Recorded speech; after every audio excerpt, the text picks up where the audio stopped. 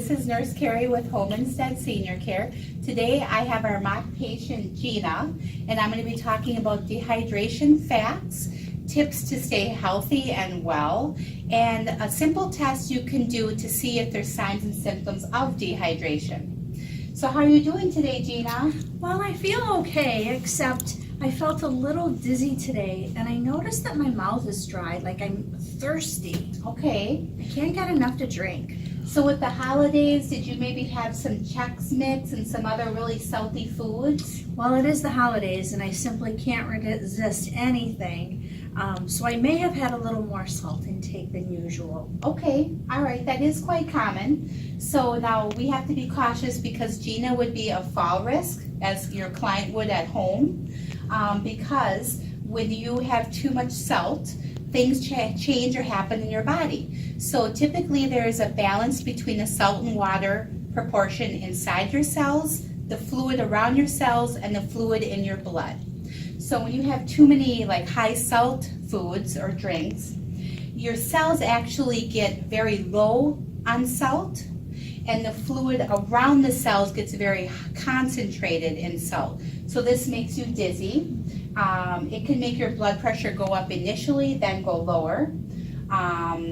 You can get swelling in your ankles from the extra fluids. I definitely have May I take a look at your? Absolutely. Okay. Oh yes, there's definitely some swelling. So I'm checking for edema, and I can leave little imprints. So this would be mild pitting edema. Okay, so then elevating your legs in the chair. Okay, so we'll try that. Oh, that feels nice. Good. And then we want to drink more water, not coffee, not tea, not, what else? Juice is okay, but there's a lot of sugar. So strictly water, so that you can get that balance back between the fluid, the salt fluid, the combination inside your cells, and the salt fluid combination in the fluid around your cells and also in your blood. There is a test if you're, simple test. It's called a tenting test, like an inchworm, like a tent. So in an older adult, we need to do this on their forehead. Younger, like little kids, we can check that more on their chest. Because older adults, from the sun, they may have more wrinkled, like aged skin, wrinkled. They may be less hydrated there. So then, is it okay if I go ahead and gently? Sure. Okay. So I'm just going to check on her forehead and letting her know what I'm doing. And it's going right back in place. If I did this and it stayed pinched up kind of like this and took a while before it went back down, that would be tenting. So it is a symptom of dehydration where you definitely want to call your doctor. Do you have any other updates for me, Gina? No, except I know that you've mentioned that I need to drink more water. Yes. How much water should I be drinking on a normal day?